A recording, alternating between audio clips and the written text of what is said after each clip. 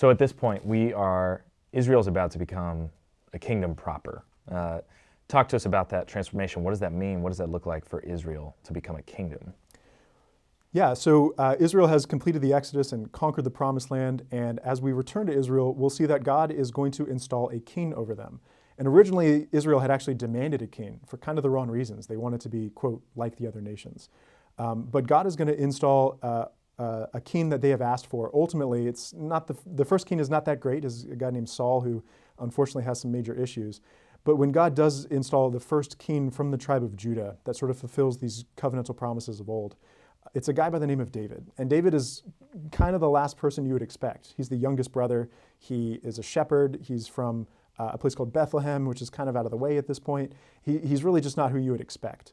And David will rise to be the most important and influential king over Israel. He's a great political king. He takes them to be very wealthy and very powerful, really transforms them into a nation. But more importantly, he's a great spiritual king. The Bible repeatedly calls him a man after God's own heart. And even though he has some very serious misadventures, including some grievous sins where he eventually even murders a man, God will still steadfastly hold to his covenantal promises with David. And David will return to God and be restored in his position. But God is going to make a covenant with David, and we'll call it the Davidic covenant, where he promises that the throne of David will never pass away and that there will always be a king from the line of David on that throne. And that is ultimately pointing us back to the person and work of the Messiah, who we now learn will be a king. David is really successful. Ultimately, his son Solomon has a lot of successes as well, including building the temple, which is God's dwelling place on earth, a permanent version of the tabernacle. But ultimately, Solomon has some sinfulness that causes the nation of Israel to split into two, a nation in the north called Israel and a nation in the south called Judah. And so even though Israel has a lot of successes in the book of Samuel and Kings, they are ultimately, tragically, in a bit of a decline in many ways. And simultaneously, as we're looking at the kingdom of Israel, we also have these Near Eastern empires growing, flourishing, doing their own thing. What are some of the empires we're going to look at? What do they bring to the conversation? So we're going to focus on three great empires. We're going to look at the Neo-Assyrian Empire, the Neo-Babylonian Empire, and the Achaemenid Persian Empire. The Neo-Assyrian Empire is one of my personal favorites. They are kind of the big mean bullies on the block. They attack the northern nation of Israel and actually completely destroy them, sadly. But one of the things that they do that's really impressive is their scientific and governmental advances.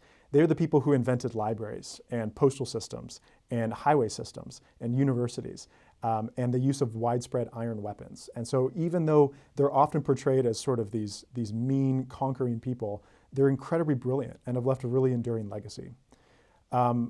Conquering them eventually is the Neo-Babylonian Empire, which looks very similar to the Assyrians in some ways, but the Neo-Babylonians were led by a guy named Nebuchadnezzar, who was a very successful king, really beautified and made the city of Babylon this prospering metropolis. One of the things that he did, though, was conquer foreign lands and exile people and bring them to Babylon. And this is what he wound up doing with the people of Israel. And we'll talk in a moment about how this is a punishment for some of the sins that they've committed. But Nebuchadnezzar winds up conquering the nation of Judah and the city of Jerusalem, destroying the temple that Solomon had built, and kidnapping the Israelites and bringing them forcefully to slavery in Babylon. We'll finally look at how one civilization figured out how maybe conquering people and being really mean all the time doesn't work so well. And we'll look at the Achaemenid Persians. Cyrus the Great forged this incredible empire with the enormously new concept of being nice to people. He incentivized joining the empire. He would pay people money. He'd allow them to have their own individual liberties and freedom, practice their own religion and culture. And one of the things that he did would be freeing the people that the empires before him had conquered. And so he will actually free the Israelites from their slavery in Babylon, let them go back to Israel, let them rebuild the temple with Persian funds. And that'll bring about the period that we will call Second Temple Judaism.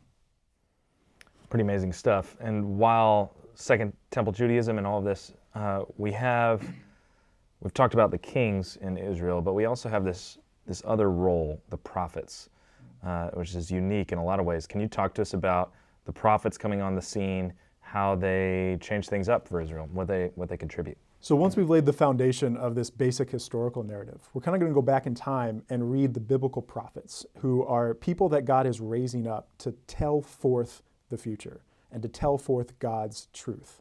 Now, they sometimes tell the future and they sometimes just interpret the present, but they're always interpreting human events through divine eyes. And God is explaining through them how and why things are happening and where Israel as a nation and where humanity as a people are going from here.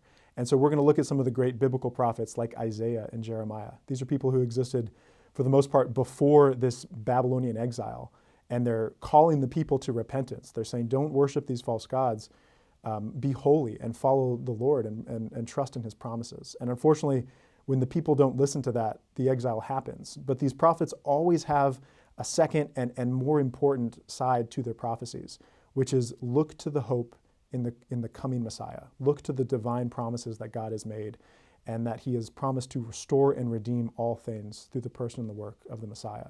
So we'll look at Isaiah and the suffering servant. We'll look at Jeremiah and Ezekiel and the new covenant, where God promises to write the law on our hearts and to cause us to follow the law and to really remake us and to be perfect image bearers of God once again through the person and work of the Messiah.